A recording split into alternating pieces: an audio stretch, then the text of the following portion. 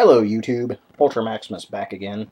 This is a follow-up to my animated toy review of Ironhide, and I wanted to talk about the figures that we saw at the bottom of the package. Kind of a lost set of figures that we didn't get to see released. Just want to talk about the characters, I want to talk about the toys themselves, and take a look at each three, my thoughts and opinions on it. Alright, so here we've got our three figures listed at the bottom of the Transformers Animated Ironhide package. We've got Fugitive Waspinator, we've got Mercenary Swindle, and we've got Vortex Blur. Now, these are obviously repaints of existing animated figures, but it signals that there was going to be a continuation of the toy line. Unfortunately, to my knowledge, none of these figures were ever released. If you know anything about their release, if they were or seen anything, let me know. I've searched the web. I could not find anything but some pictures of these figures.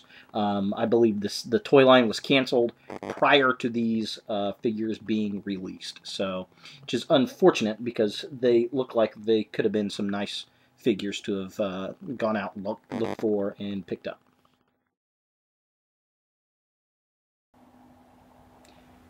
Okay, first up we have Wasp.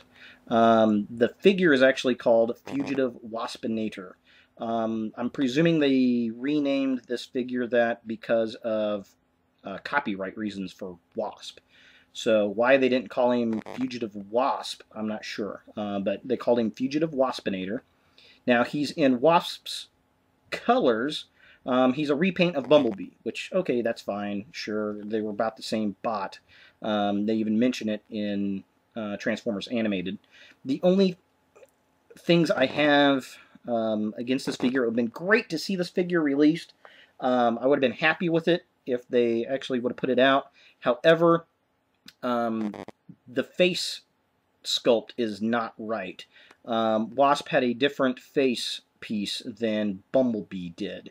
So, I don't know, maybe the toy would have come with a piece to add on to the face to change it, because I know in the series they made a deal about Bumblebee taking his helmet off because he had repainted himself to make him think he was Wasp and all that kind of good stuff, and vice versa.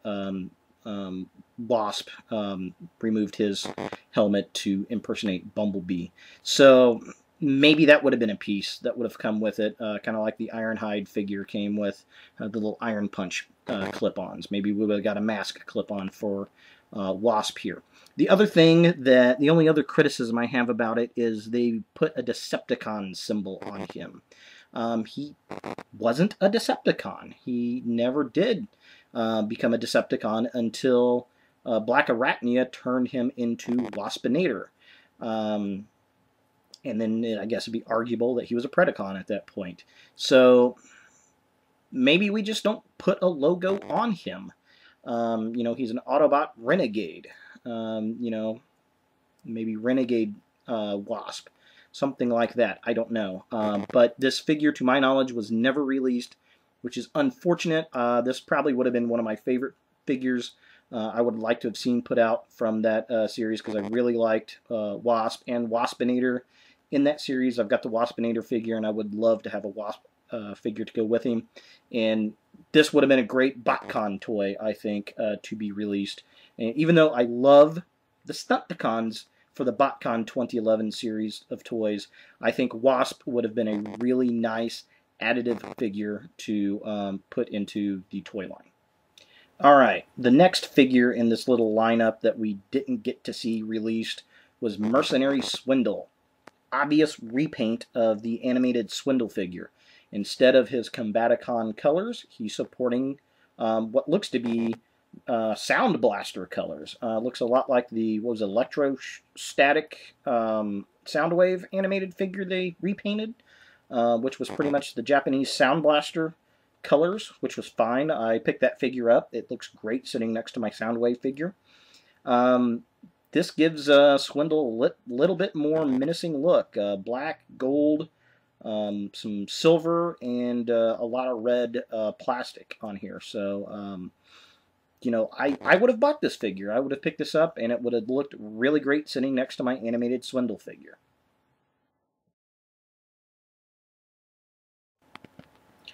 Okay, the last figure on this lineup of would-be animated toys is Vortex Blur, which is a repaint of Blurr. He still has his Elite Guard shield on his logo.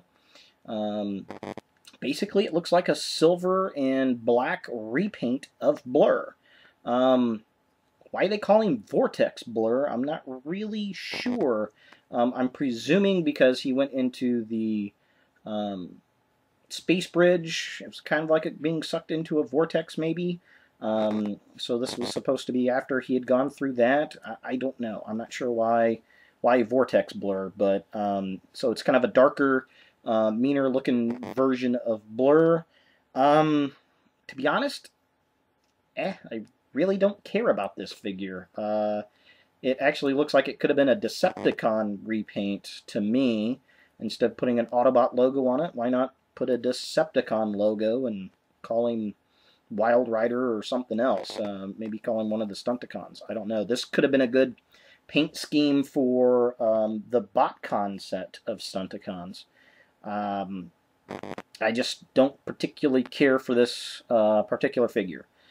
I would not have bought this figure had I seen it sitting on the shelf. I've got my animated Blur. It's fine. This particular one doesn't do anything for me, so not too sad that it didn't come out.